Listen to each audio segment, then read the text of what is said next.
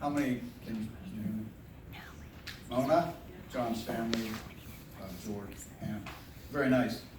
I got to follow a Spanish singer, you know? How do you do that? Hey, anyways, moments like this are when I really regret quitting Toastmasters early. We can Well, fix that. I'm the guy that brought John to Toastmasters, as Bill will attest. John was my friend. I think I can speak for all his friends here when I say that he'll be greatly missed because he was so loved.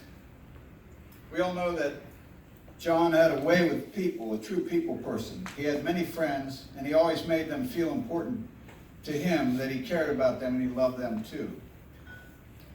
I was so happy that Brother George and Sister Ann were able to come down and see him in the last days of his life. I think sometimes that a person will wait until certain people come to them before they let go of this life. Mona and Rosa were with him when he passed, and that is really comforting to know. Mona said they were sitting on opposite sides of the bed, each holding his hand through the final hours of his life. That's a beautiful thing, that he was with the two most important people he knew, and he knew they were there.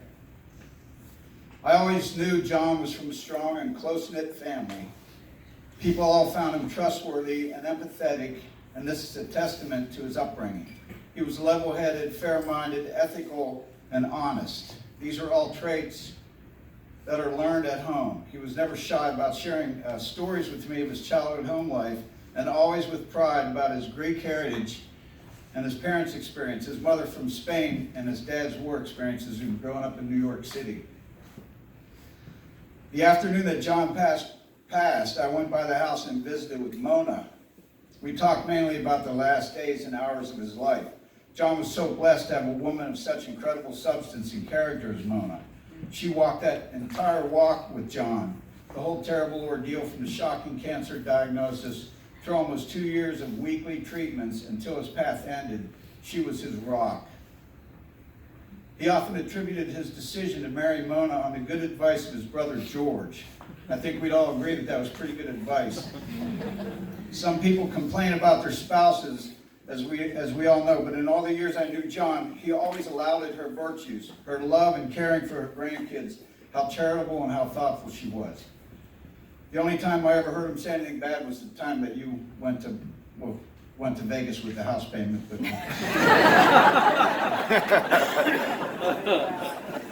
it's like we said, rehab wasn't that tough. It was fitting that in his work at UT, he was drawn to helping people, and though at times dealing with certain personalities could be a challenge and a test for him, it was his relationship with the kids that kept him going. He was a strong and knowledgeable advocate for them, and in that work he was able to push and promote talented people into medicine or other sciences.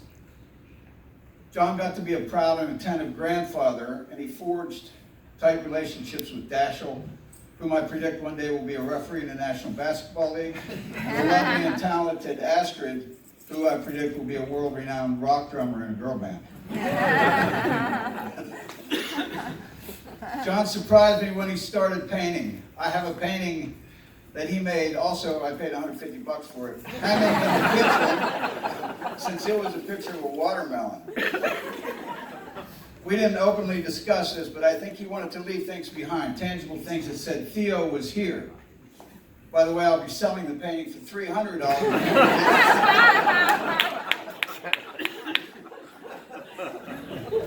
George, his brother, and I discussed how strong John was. He loved basketball and baseball, two sports I do not love. He told me that he always had a fascination with balls as far back as he could remember. He was a talented athlete, as anybody knows from his childhood. We've heard about that. For myself, as a kid with marginal athletic talents, I often reminded John of how blessed he was to be good at sports. He could still walk hills even after his chemotherapy treatments had started. The morning I got the news that my son Patrick had died, John was the first person I called. As I sat stunned in a chair, there came a knock at my door. It was John. He must have dropped everything the moment he hung up the phone. That little gesture has been one of the most important experiences of my life, not only for the thoughtfulness inherent in coming to my side, but also that he had actually driven a car. Anybody who knows John knows he didn't really like to drive. As we all know, though, pretty much par for the course for Johnny. I bet most of his friends have similar stories of how he showed up for them in their hour of need. To John's parents and family, thank you for giving him life and arming him with the necessary skills to go out and be a success in the world. John was one of a kind. The last time I saw John, I was walking out of his hospital room, and I told him I loved him. He raised a defiant fist and smiled. Sorry.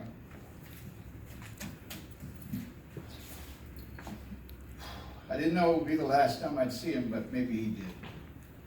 A week or so ago, I checked in with Rosa to see how she was, and she said it was strange not being able to call him and share some trivial thing or another, and this is what, for me, has been the most difficult things. Not just missing my friend John.